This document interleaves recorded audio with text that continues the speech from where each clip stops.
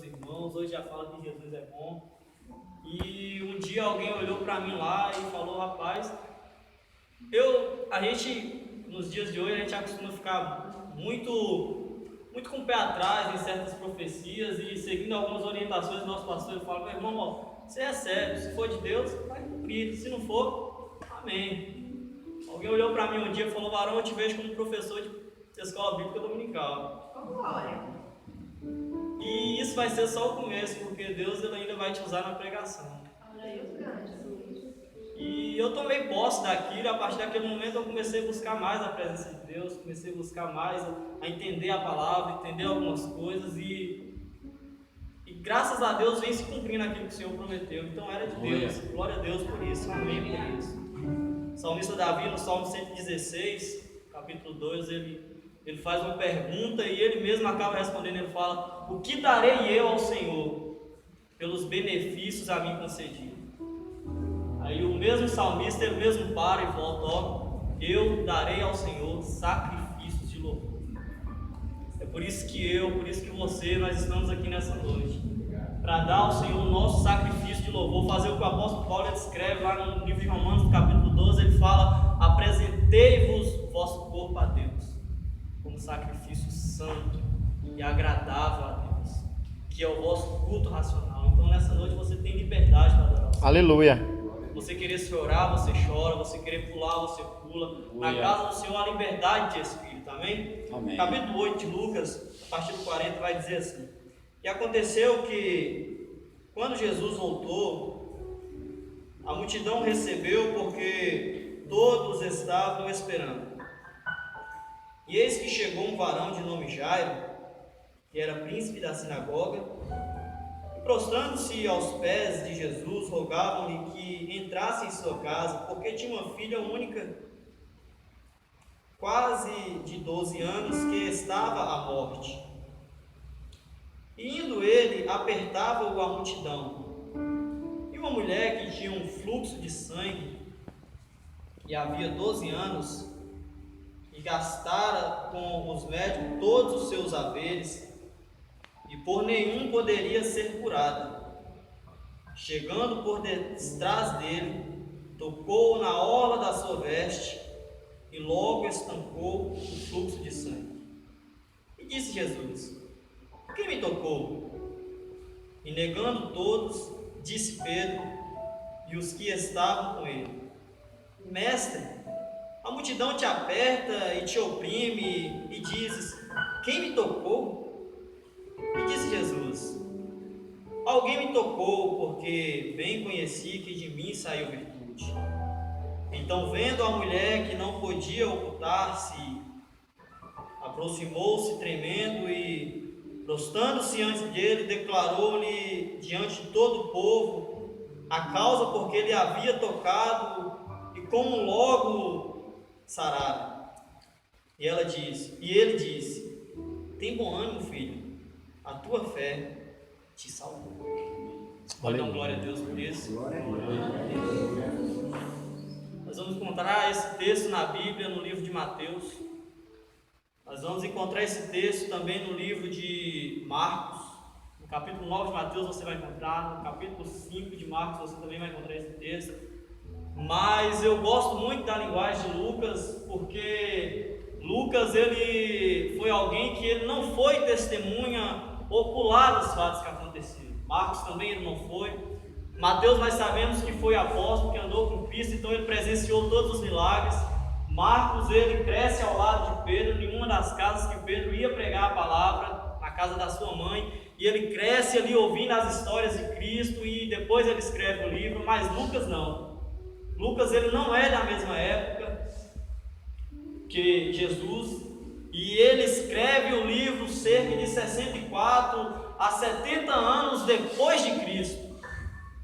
Segundo alguns historiadores, ele busca, pastor, pesquisar profundamente sobre a vida de Cristo, e ele pergunta a um, ele pergunta a outro, ele vai atrás de fatos, e ele escreve com uma precisão tão grande de detalhes acerca de nem quem andou com Cristo, Mateus, ele ter descrevido tão minuciosamente como Lucas ele descreve os milagres de Jesus.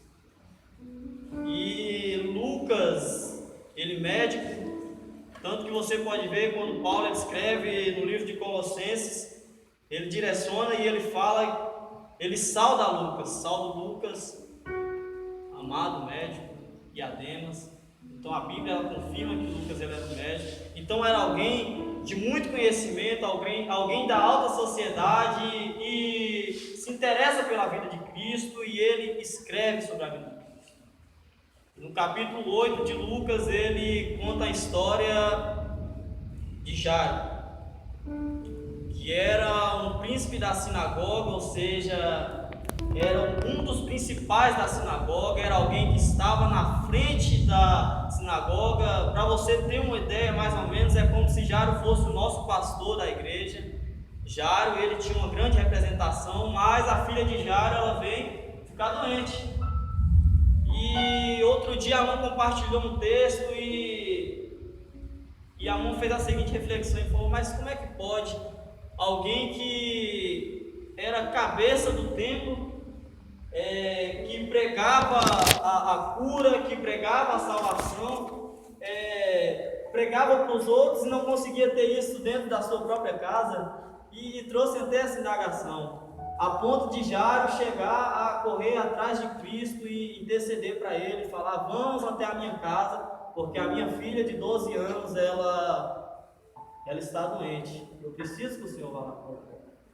E no livro de Mateus ele fala que Jesus fala: então vamos lá. Mas Lucas ele fala que na caminhada também aparece uma mulher que há 12 anos sofria de um fluxo de sangue. E eu fui buscar o que seria o fluxo de sangue hoje atualmente, que é uma doença chamada sangramento uterino anormal. Hoje tem tratamento. Hoje a mulher que tem o fluxo de sangramento uterino, ela tem tratamento. Mas na época, segundo a tradição dos judeus, não podiam os pesquisadores, igual hoje, utilizar um morto, um cadáver para poder fazer pesquisa, porque eles não podiam tocar em algo novo. Então, a lei judaica não dava essa facilidade para isso, para você pesquisar, para você poder buscar uma cura. Então não tinha cura para aquela mulher. E há 12 anos ela sofria com esse fluxo de sangue. E eu ainda busquei mais, eu tentei entender, e eu pesquisei quantos litros de sangue nós temos no corpo, e no corpo, alguém tem noção de quantos litros de sangue nós temos no corpo? Alguém tem? Alguém chuta aí por alto? Quanto, Van? 85%, né? Parece que é os 4 litros alguma coisa. É cachorro, não? Nós temos de 5 a 7 litros de sangue no nosso corpo, ao depender do peso. Então eu, no caso, tenho 2. E o máximo que nós podemos perder disso aí? Alguém sabe, mais ou menos? O máximo que nós podemos perder disso aí? 90%. Não. 15% que você perder do seu sangue, do seu corpo, você pode vir a óbito. 15%? 15%. Uma pessoa com essa doença, o sangramento uterino anormal, ela perde cerca de 50 ml por dia de sangue. Essa mulher ela não sofreu 3 meses, ou seja, uma pessoa com esse tipo de doença, sem tratamento, ela poderia vir a óbito em no máximo 4 meses. Eu não fiz a conta, mas você pegar 50 mil e dividir por 50 e multiplicar aí pelos dias, a pessoa não passaria de 5 meses de vida. Então eu gostaria que você entendesse o mistério nessa noite, que aquela mulher, ela já era um milagre. Aleluia. Porque uma pessoa sobreviver a 12 anos com essa doença, sem tratamento, perdendo a quantidade de sangue que ela perdia, é porque aquela mulher ela já era um milagre. Aleluia. É forte. Glória a Deus, pode ser mais forte. Nosso Deus é poderoso. Glória a Deus. Aleluia. Deus é fiel. Glória a Deus. Entenda que algumas coisas que acontecem na nossa vida não é por acaso. É porque o nome do Senhor ele precisa ser glorificado através da sua vida. Lembra do cego? Todo mundo perguntava, um olhava e falava: Senhor, quem pecou? Será que foi ele? Será que foi os pais dele? Quem pecou para ele estar nessa situação? Mas aí Jesus olha e fala: nem ele pecou, nem os pais deles pecaram, mas isso está acontecendo para que sejam manifestas as obras do Filho de Deus. Através do teu problema, o nome do Senhor vai ser glorificado. Através da tua dificuldade, o nome do Senhor vai ser glorificado. Ah, mas é 12 anos, é muito tempo, eu oro, eu busco e não estou conseguindo. Hoje é culto da vitória, sua vida já é um milagre. Aleluia. Glória a Você já Deus. parou para prestar atenção? 12 anos perdendo 50 ml de sangue, 12 anos. Aí agora vamos entrar nos constrangimentos que levaria aquela mulher. Segundo o livro de Levítico, no capítulo 15, 19, a mulher quando chegava o seu período menstrual, o seu ciclo que acontece em todo mês, ela seria afastada da sociedade, ela seria afastada do convívio social. E ela ficaria em um lugar isolado, porque ninguém poderia tocar. Ninguém poderia chegar perto, nem da sua cama. Não poderia chegar perto das suas roupas. Não poderia chegar perto da pessoa, porque ela é considerada uma pessoa impura. Uma pessoa com essa doença, ela sente fortes dores embaixo do abdômen, ela chega a delirar com a febre que pode chegar a ser muito alta, o abdômen dela pode inchar, mas eu acredito que a maior dificuldade que essa mulher enfrentava, Fernando, não era a sua dor física, mas sim a dor de saber que ela não poderia se casar, se ela não fosse casada ainda, porque o marido não podia a tocar, porque ela era considerada impura. Ela não poderia, Fernando, participar de um culto gostoso desse que nós estamos participando, porque ela não poderia chegar perto de alguém, porque era considerada alguém impura. Ela não poderia, Fernando, procurar uma vaga de emprego para poder trabalhar, para poder se manter, porque ela também era considerada uma pessoa impura. E foram 12 anos nessa situação. Foram 12 anos nessa dificuldade. E Lucas fala que era uma certa mulher. Por que será que a Bíblia não citou o nome dela, hein?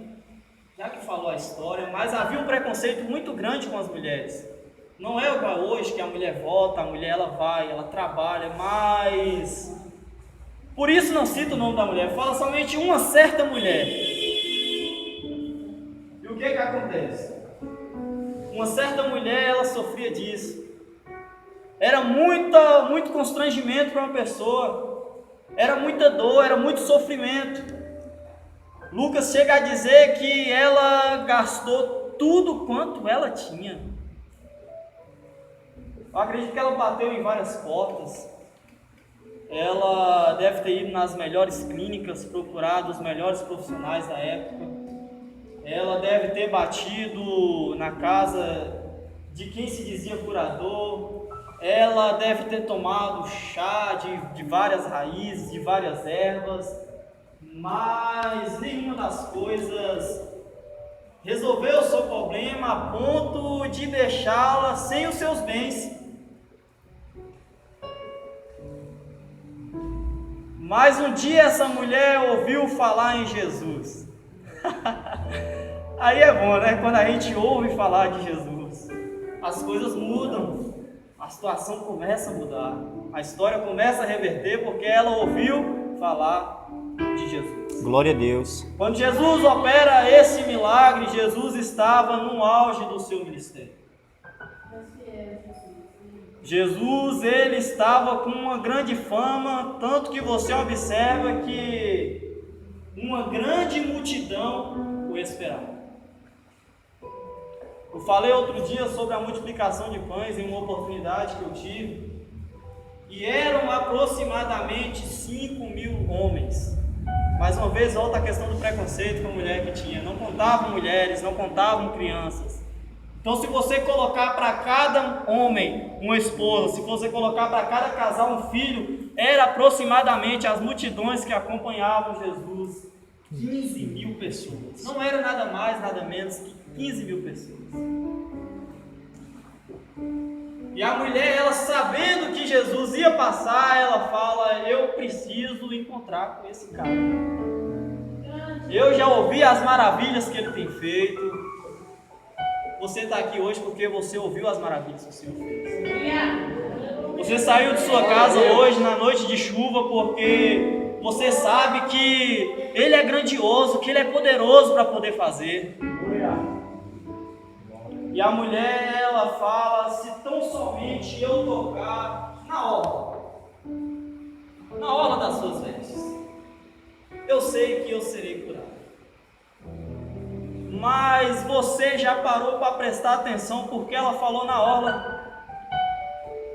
Ela poderia falar: se tão somente eu tocar na manga, se tão somente eu tocar na túnica, se tão somente eu tocar na ponta do dedo. Mas ela fala: se tão somente eu tocar na orla. E por que ela fala na orla? Livro de Números, capítulo 15, versículo 37.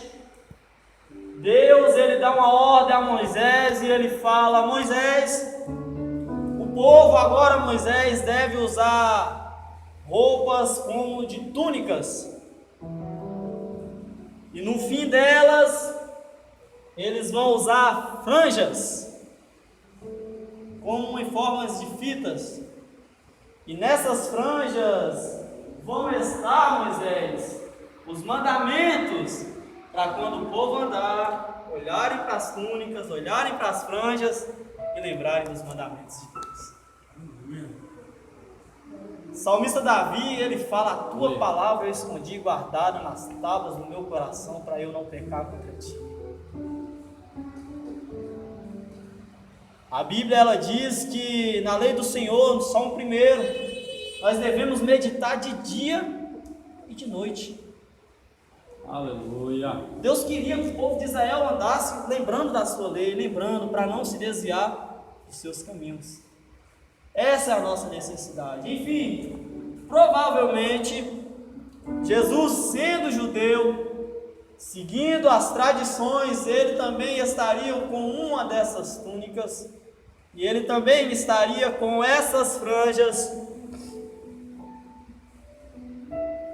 que representavam os 10 mandamentos, que estavam anotados os 10 mandamentos, os mandamentos, e a moça, ela fala: eu preciso tocar na hora das suas vestes. Vai para os pés de Jesus. Lá vai estar o guia por onde você deve ir. Lá vai estar o caminho que você deve caminhar. Lá vai estar os mandamentos, o que Glória você a Deus. deve seguir. Aleluia. O que você deve fazer para você alcançar a sua vitória. E a Bíblia diz que ela vai, ela sai de casa, ela decide sair. Agora você já... Meu Deus do céu, olha. Você já parou para prestar atenção no risco que essa mulher estava correndo? Porque imagina aí, ela impura, quando ela sai de sua casa, e se ela passasse, pastor, e alguém percebesse que era alguém que tinha essa doença, ela poderia ser apedrejada. Agora imagina agora ela saindo. A tendência da pessoa, quando ela é ameaçada, é dela fugir. Mas a Bíblia fala que essa mulher foi em direção a uma multidão. A primeira coisa para nós alcançarmos a nossa vitória, nós não possamos intimidar diante da multidão. Outra coisa, nós não podemos ficar acomodados com a situação, com medo do que pode acontecer. A Bíblia vai dizer que a mulher saiu. E ela saiu do meio da multidão, saiu, e quando ela chega perto de Cristo, ela toca na orla das suas vestes. E quando ela toca, no momento o sangue para. E Jesus também para a multidão e ele fala: alguém me tocou. Alguém me tocou. E Pedro, como Pedro era o mais esquentadinho da turma, Pedro provavelmente era sanguíneo, não era pastor. E Pedro, eu até imagino Pedro olhando assim, falando: parece até piada, viu, Jesus? Olha a tua falta aí, uma multidão desse tamanho, e tu perguntar quem te tocou.